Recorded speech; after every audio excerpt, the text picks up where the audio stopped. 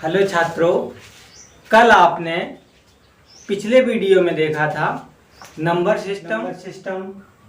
आज उसी को हम लोग और आगे चलाने जा रहे हैं। Classification of numbers, complex number, सम्मिश्र संख्याएं, इन्हें हम लोग हिंदी में सम्मिश्र संख्याएं कहते हैं।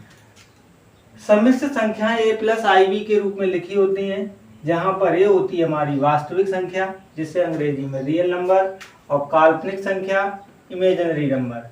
इमेजिनरी नंबर में रूट में माइनस साइन जरूर होता है, कोई भी नंबर हो सकता है। और रियल नंबर वास्तविक संख्याएं होती हैं, इनके बारे में अभी हम और सीखने जा रहे हैं डिटेल में।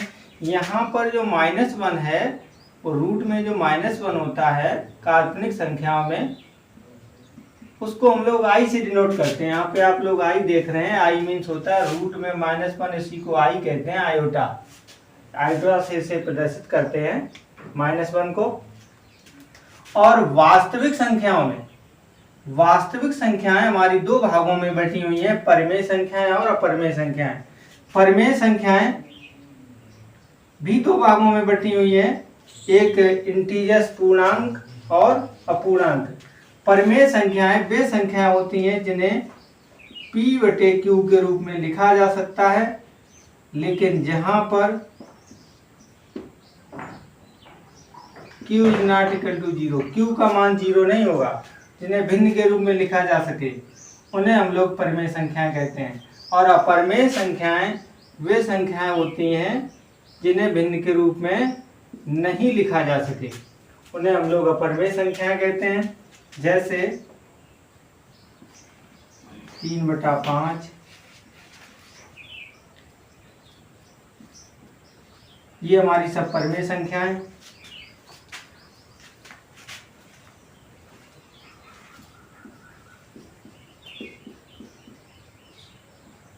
ये भी परिमेय संख्या है। यहाँ पर 16 का वर्गमूल 4 होता है, 4 के अपॉन में 1 लिख सकते हैं। यहाँ पर 1 जो है, यहाँ पर q की वैल्यू 1 है, q 0 नहीं होना चाहिए, 0 के अलावा कोई भी नंबर हो सकता है। और यहाँ पर अपरिमेय संख्याएं जिनको हम लोग p/q के रूप में नहीं लिख सकते, जैसे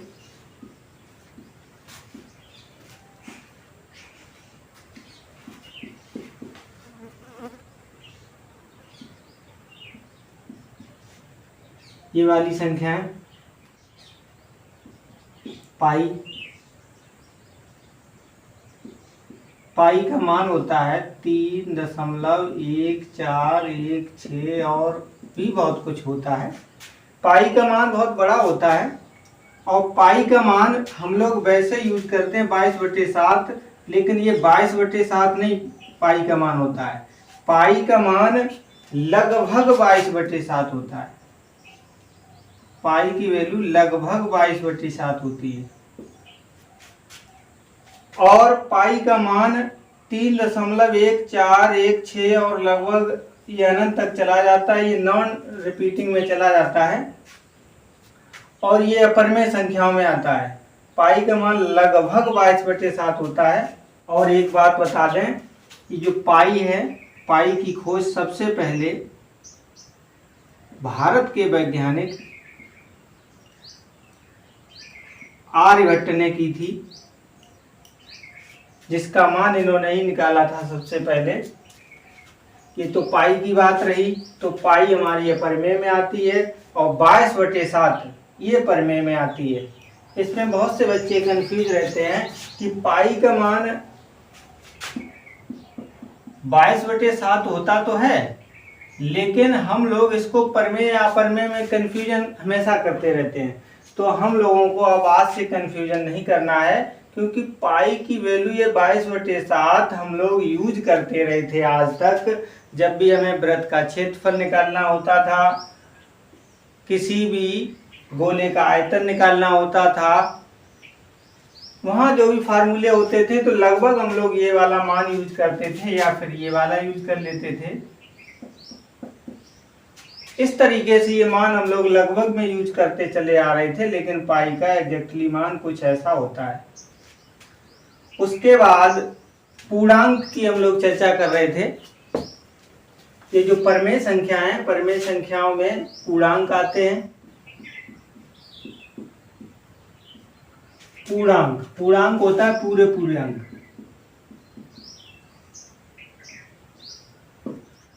पूर्णांक को समझने के लिए हम लोग नंबर लाइन बना लेते हैं।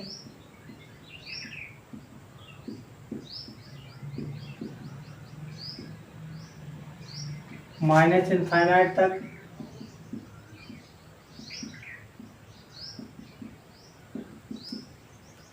ये प्लस इनफाइनाइट तक, ये हमारे पूर्णांक होते हैं। इन्हीं पूर्णांकों में हम लोग इनका जो नंबर है, ये जो धनात्मक पूर्णांक है,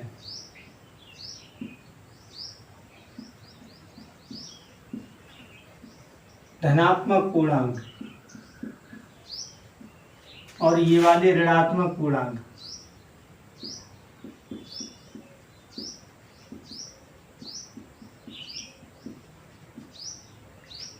ये नेगेटिव इंटीजर्स हैं, ये पॉजिटिव इंटीजर्स हैं। और इन्हीं धनात्मक पूर्णांक को हम लोग एक दूसरा नाम और भी देते हैं, 1 2 3 4 5 प्राकृतिक संख्याएं।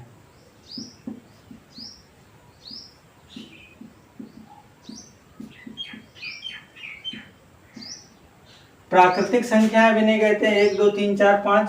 ये प्राकृतिक संख्याओं का नाम सबसे पहले एक अमेरिका के गणितज्ञ थे, उन्होंने बताया था, जो प्रकृति से जो संख्या हमें प्राप्त हुई है उनको प्राकृतिक संख्या कहते हैं।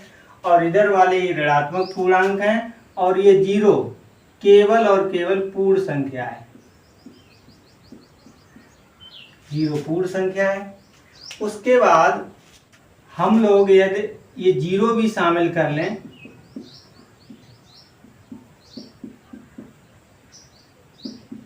जीरो भी शामिल कर लें तो ये हो जाता पूर्ण संख्याएं,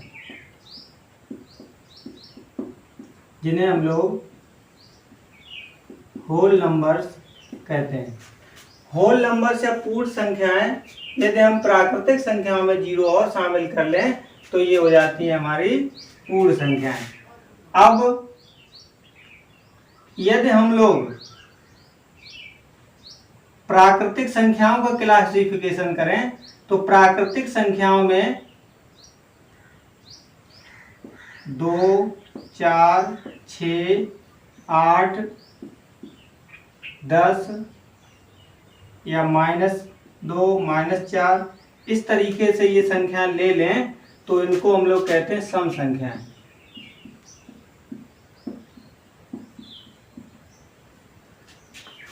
और यदि इन्हीं प्राकृतिक संख्याओं में से minus Anant dot dot dot -3 -1 1 3 5 7 and so on इस तरीके से संख्या ले लें तो हम लोग इनको कहते हैं विषम संख्याएं। सम संख्याओं को हम लोग अंग्रेजी में इवन नंबर और विषम को ऑड नंबर्स कहते हैं।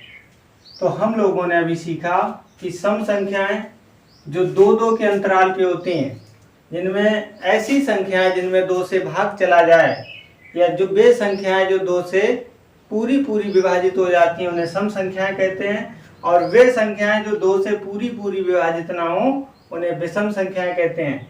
इनमें कुछ और भी महत्वपूर्ण तथ्य हैं, जैसे यदि हम लोग ऑड नंबर में ऑड नंबर ऐड कर दें तो हमारा आंसर देखिए क्या आता है। कोई भी एक ऑड नंबर ले लो, जैसे कि 3, एक 5 ले लिया तो आंसर आया हमारा 8। ये क्या नंबर आया? इवन। ये बात समझ लीजिए कि कोई भी ऑड नंबर और एक ऑड नंबर हम ऐड करेंगे तो हमारा आंसर इवन में आता है। और एक ऑड होना चाहिए, एक इवन होना चाहिए, तो हमारा आंसर हमेशा क्या आएगा? Odd number. प्रैक्टिकली देख लीजिए, जैसे ऑड में हम कोई से हमने 5 ले लिया, इवन में 2 ले लो तो 7 आया। 7 कैसा? Odd number. तो इस तरीके से कुछ और है, मल्टीप्लाई भी करके हम लोग देख सकते हैं। कोई भी एक ऑड नंबर है उसका मल्टीप्लाई ऑड नंबर से कर देते हो तो आंसर देखिए क्या आता है। जैसे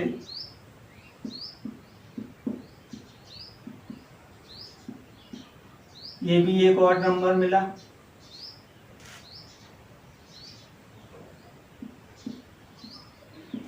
ऑड मल्टीप्लाई इवन,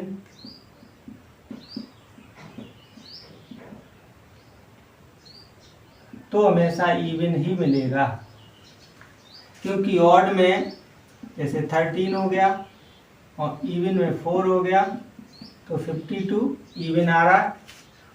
इवन हमेशा दो दो के अंतर होता है, इसलिए कोई भी आप ऑड और इवन लेंगे उनका मल्टीप्लाई करेंगे हमेशा इवन नंबर ही आएगा। उसके बाद धनात्मक पूर्णांक, ऋणात्मक पूर्णांक कोई भी हो, हम इन सभी संख्याओं को क्या कहते हैं? परिमेय संख्याएं। परिमेय संख्याएं जितने भी पूर्णांक हैं वो सब कैसी संख्याएं? परिमेय। और क्योंकि कोई भी पूर्णांक नंबर होता है उसके हर में एक होता है, तो P/Q के रूप में हम कोई भी संख्याएं लिख सकते हैं, जहां पर लेकिन शर्त एक है, Q का मान एक होता है। जैसे इनमें हम कोई भी धनात्मक पूर्णांक ले लें चाहे ऋणात्मक पूर्णांक ले लें, जैसे कि -3, और -3 के हर में एक लिख सकते हैं, हर में एक आएगा। कहने का मतलब हुआ Q का मान एक है तो ये परिमेय संख्या है। ये देखो P/Q के रूप में लिखी जा सकती हैं। हम लोग जो प्राकृतिक संख्याएं हैं उनको हम लोग एक तरीके से और समझ सकते हैं, उनका और क्लासिफिकेशन कर सकते हैं।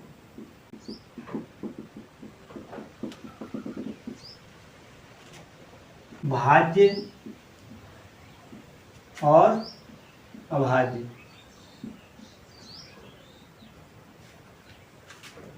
भाज्य संख्याएं वे संख्याएं होती हैं जिनमें कम से कम तीन फैक्टर्स या 3 गुणनखंड आवश्यक हैं। और अभाज्य संख्याएं वे संख्याएं होती हैं जिनमें 2 फैक्टर अवश्य होने चाहिए। इसमें एग्जैक्टली 2 फैक्टर होने चाहिए। और जितनी भाज्य संख्या है उनमें कम से कम 3 फैक्टर होने चाहिए, अधिक से अधिक कितने भी हों। जैसे भाज्य संख्याएं हमारी 1 2 3 तो है नहीं, तो फिर 4 से स्टार्ट होती हैं। 4 के बाद 6, 8 9 12 इस तरीके से अनंत तक चली जाएंगी। और अभाज्य में 2 3 5 7 11 इस तरीके से अनंत तक जाएंगी।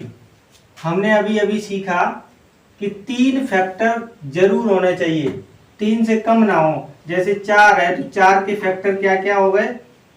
एक तो 4 स्वयं है, एक 2 है और एक 1 है। यहाँ देखिए 3 फैक्टर हो रहे हैं, तो इसलिए ये एक ऐसी संख्या है, ये फर्स्ट नंबर है। ये भाज्य में पहला नंबर यहीं से स्टार्ट होता है। उसके बाद जैसे 6 ले लीजिए तो 6 में 1 तो 6 आता है। हम लोग भाज्य संख्याओं को कंपोजिट नंबर्स और अभाज्य को प्राइम नंबर्स कहते हैं। 6 के गुणनखंड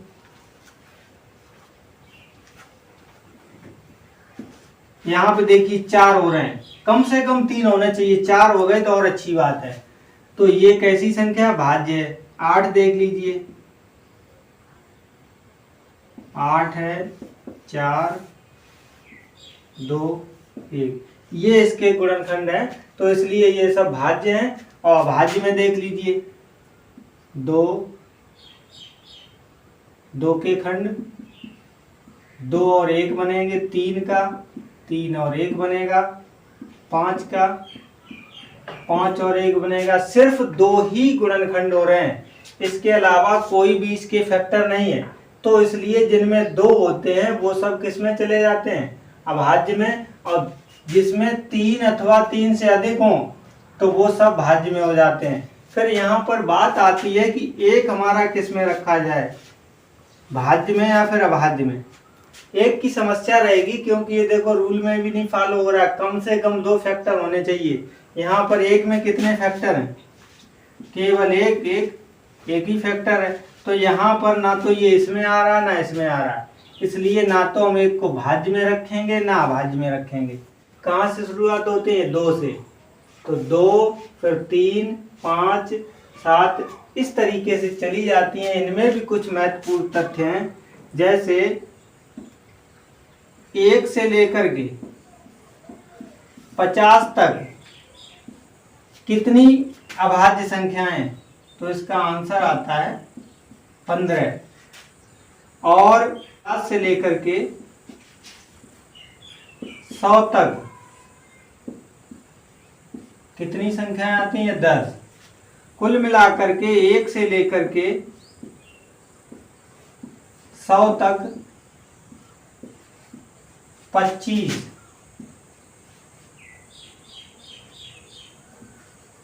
प्राइम नंबर्स होते हैं। प्राइम नंबर्स की बात करें तो 1 से लेकर के 50 तक केवल 15 होते हैं, और 50 से लेकर के 100 तक केवल 10 होते हैं प्राइम नंबर, और 1 से लेकर के 100 तक केवल 25 होते हैं। कभी कभी प्रश्न पूछ लिया जाता है कि 1 से लेकर के 100 तक कितने प्राइम नंबर्स होते हैं, तो इसका आंसर आपको टिक कर देना है, 25 होते हैं। सहअभाज्य संख्याएं,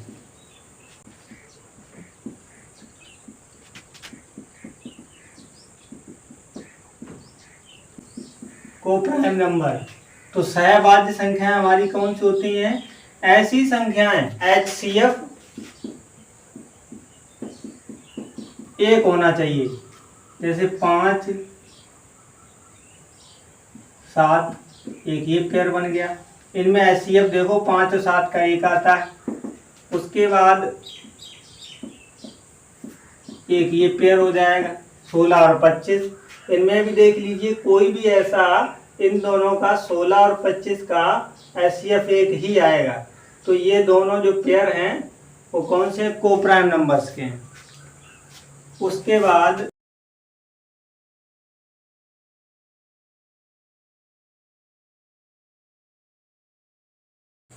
फेस वैल्यू और प्लेस वैल्यू पर भी चर्चा कर लेते हैं।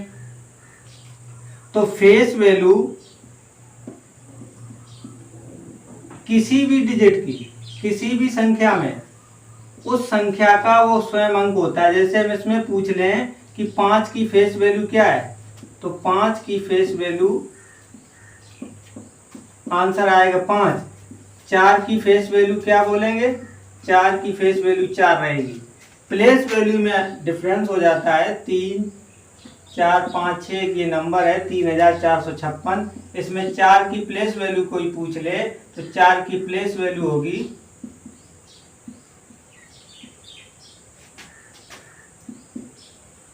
400। 5 की पूछ ली जाए 50, 3 की पूछ ली जाए तो 3000। प्लेस वैल्यू का मतलब होता है स्थानीय मान, ये स्थान से मतलब होता है, और फेस वैल्यू होता है जातीय मान या अंकित मान। ये चेहरे से पहचानी जाती है, इसीलिए इसका नाम फेस वैल्यू है। 5 का 5, 6 का 6, 7 का 7, जो भी नंबर है उसका वही मान रहेगा फेस वैल्यू में। और प्लेस वैल्यू में उसका स्थान के हिसाब से, यदि इसमें यही वाला 4 यहाँ पे आ जाएगा तो इसका प्लेस वैल्यू 40 हो जाएगा। यहाँ पर हम लोग 400 देख रहे थे, तो ये स्थानीय मान में उस अंक का स्थान देखा जाता है, कहाँ पर उसका स्थान है, तुरंत बदल जाता है। यहाँ देखिए 4 यहाँ पे लिखा था, इकाई दहाई सैकड़ा पे लिखा था, इसीलिए इसका 400 है। और यहाँ पर इकाई दहाई पे लिखा था, इसीलिए 40 है। 1 नंबर और अभी छूट रहा है, परफेक्ट नंबर या संपूर्ण संख्या। संपूर्ण संख्या एक ऐसी संख्या है जिसके यदि गुणनखंड किए जाएं, इसके गुणनखंड कर लिए जाएं, इसके सभी फैक्टर कर लिए जाएं, तो 1, 2, 3 और 6, यदि उसके सभी गुणनखंडों को जोड़ा जाए,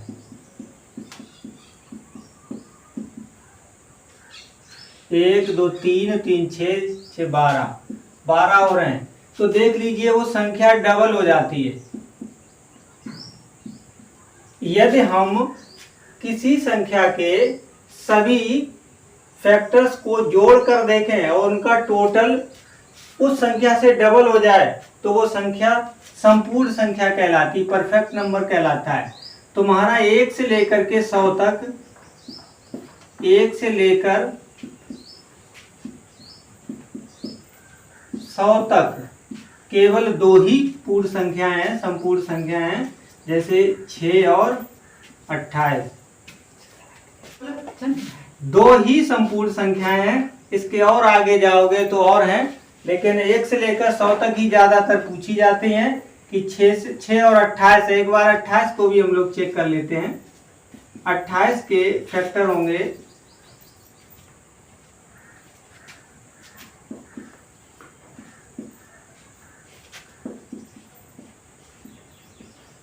चलो इनको भी ऐड करके देखते हैं।